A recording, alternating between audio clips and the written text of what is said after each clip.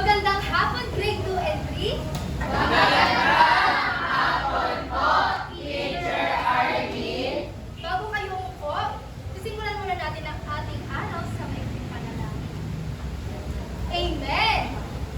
Bago kayo umupo, pakidampot po ang mga kalat sa inyong mga skin. Okay? Yan. Ayusin ang sarili, ayusin ang upuan. Okay? Ayan, nais kong malaman kung sino ba ang lumiban sa grade 2. Wala pong lumiban sa amin. Okay, walang lumiban sa grade 3. Yes?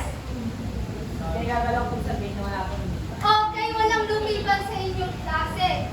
Dahil walang lumiban, bigyan nyo ang sarili nyo na Jollibee Club, okay? Okay.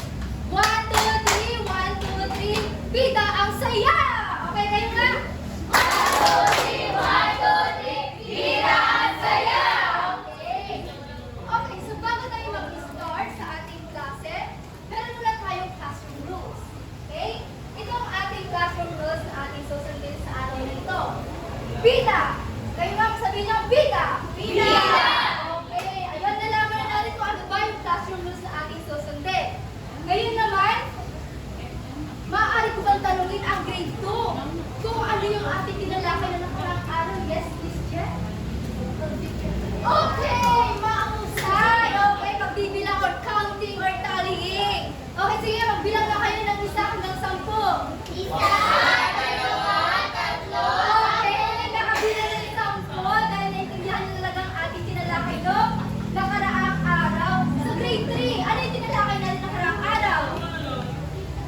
Yes? Okay, mahusay. Tungkol sa simpleng pictograph. Sige nga, kung talagang naintindihan natin, ano ba yung pictograph? Yes? Okay, mahusay tungkol sa ito yung mga graph na kung saan ginagamit natin ang mga larawan upang makita ang mga datos. Okay, talagang naintindihan ninyo ang inyong tinalakay ng nakaraang araw. Bigyan nyo ang sarili nyo ng Jollibee Club ulit. Ulit. 1, 2, 3, 1, 2, 3. Bida ang saya! Okay, ayan. So, bago ako mag-umpisa, kailangan na natin ng motivation na kung saan makikita natin kung ano ba yung ating tatalakay ngayong araw. Excited na bang lahat? Opo! Okay, excited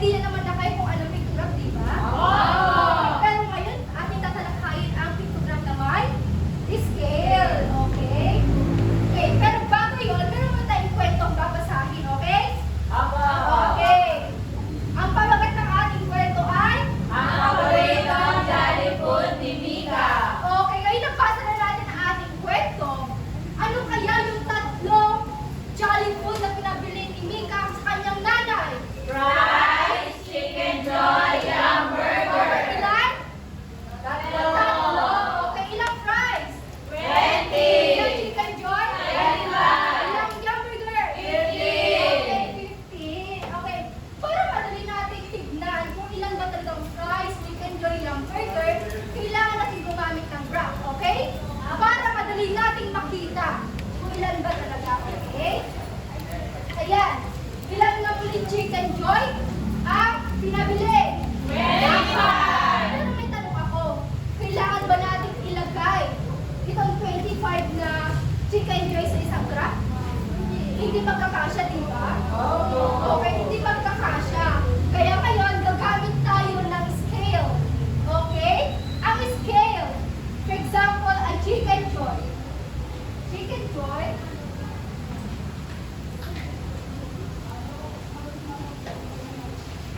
Sa Chicken Joy, gagawin natin siya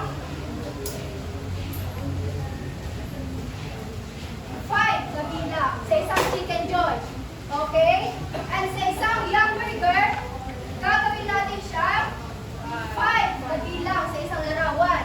At sa isang fries naman ay gagawin natin siya 5 na bilang sa isang larawan. Okay? Intindihan mo ba? Intindihan. Ngayon, sabi, 25 na Chicken Joy. Kaya magbibilang tayo ng by 5. Okay. Kaya didikit natin at tulungan niyo ako magbilang kung 5 ang aking ididikit. Okay? Ayan. Tulungan niyo nga ako. 5, 10, 15, 20, 25. Okay, bilangin niyo muli natin kung 25. 5, 10, 15, 20, 25. Okay. Sa price naman ilan daw? 20. 20. Okay, magbibilang ulit tayo ng 5, okay? Okay. Tulungan niyo nga ako magbilang ulit. 5, 10, 15, 20. Nice. Ito, 20. Okay na, sige, bilangin natin. 5, 10, 15, 20. Okay. Si Young Burger, di ko makita si Young Burger. Bakit nandito pala siya? Inaanyahan ko si Mr. Jack upang kunin ang tatlong Young Burger at ibigin sa ating chart. Okay. Ilan daw? 50. Kaya tulungan na siya magbilang. 5, 10, 15. Ayan, mahusay, Jack. Okay. Tindihan niyo po ba ang pictogram na may scale? Okay. So, ngayon alam niyo na kung anong pictogram na may scale? Babalikan muli natin kung ano muli ang pictogram, okay? Ano nga ang pictogram? Ang Pictogram. Okay. Ayan, intindihan niyo na ang pictogram. Gumawin ko ba tayo ng larawan? Simbolo. Okay. Ano yung tatlong parte ng pictogram? Tatlong parte pamagat. Legend. Okay. Ano muli ang pamagat? Ito ang title, yes? Very good. Ang pamagat na, anong pamagat ng ating chart? Favorite Jollibee. Okay, favorite Jollibee na ano? Jollibee. Jollibee, okay. Ayan. Next. Ano daw? Legend. Legend. Ano to sabi? Nagsasabi ng halaga ng bawat larawan o simbolo. Okay, larawan o simbolo. Saan kayo itong ating legend? Ito. Ilan na kalang larawan na katumbas na bilang? 5. 5. Okay. Ang ano naman? Ang label. Ano daw? Nagsasabi ng impormasyon na ilalagay sa ating hambing. Okay. Ano kaya yung hinahambing natin dito? Enjoy. Okay, Chicken Joy. Fries, Young Burger. Okay. Ayan. Tatawa ko ng tatlo upang idikit ang ating tatlong parte para alam niyo talaga kung nasaan ang mga parte ng ating pictogram. Menika? Miss Tato? Miss Gima? And Miss Toledo?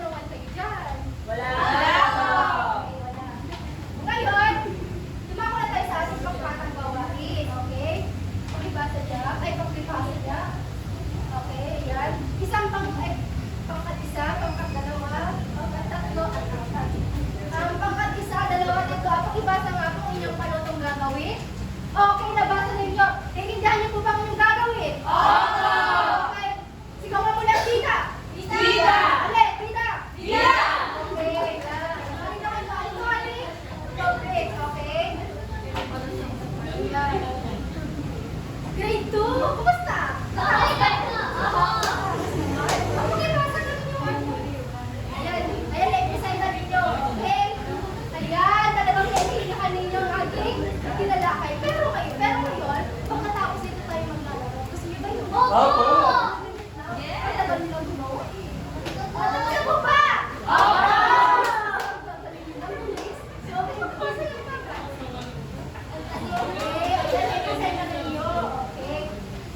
Dahil tapos na kayo sa pangkatang gawain, kayo ay nakakuha ng pinakamataas na banta. Okay? Okay. Pinakamataas na dito. Mahusay. Ilang ka basta mahusay? Kayo ay nakakuha ng 4 na punto. Pina! Pina! Pina!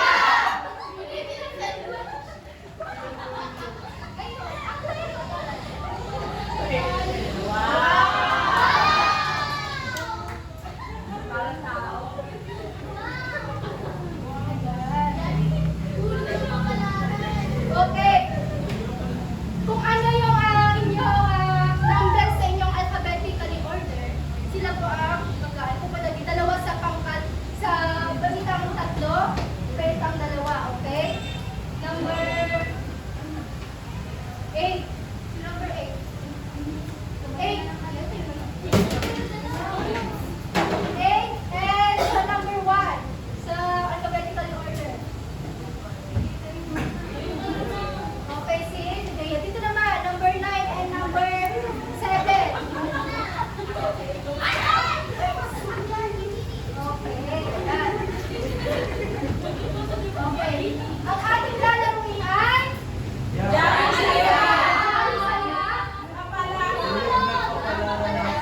Ulit, isa-sabay.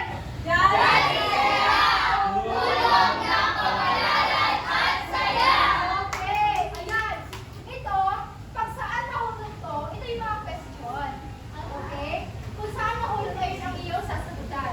Pero kayo muna ay ang grade 2. Okay? Sila muna. Okay, grade 2. Sino ang una? Number ano daw? Number 1. Number 1. Okay, na natin.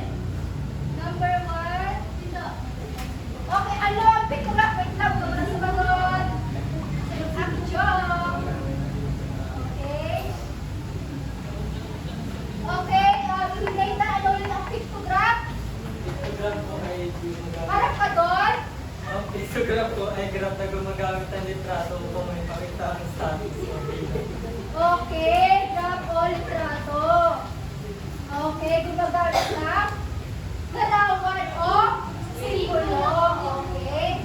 Sino naman ang ano sa grade 2? Wait lang, palakpakan natin. Oh, prize mo. Okay. Oh, ulit. Galing ka naman. Okay, number 2. Okay, number 2.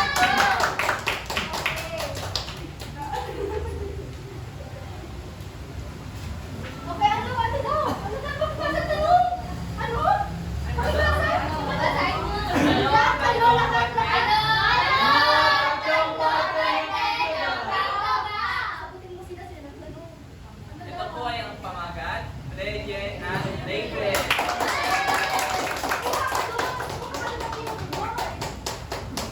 Isa lang. Ayan, okay. Sino naman ang susunod? Okay, ikaw. Saan na yung ating bola? O, saan nahulog? 3! Number 3, okay. Number 3. So, number 3. Yan! Ano ang kahulugan ng pamagat? David! David! Sabihin mo yun. Ang pamagat po ay papakita kung ano ang pamagat ng graph. Ang label po ay papakita kung ano ang mga item at ang legend po ay bilang naman ng mga item. Okay! Bilis! Kahit isa na lang. Sige, pagbigyan natin siya maglaro. Okay? Isa na lang kasi. Ay, number 4! Ano kaya? Parang nasa isip ko pinakamahirap. Kasi 3, mahirap na siya, di ba? Ay, di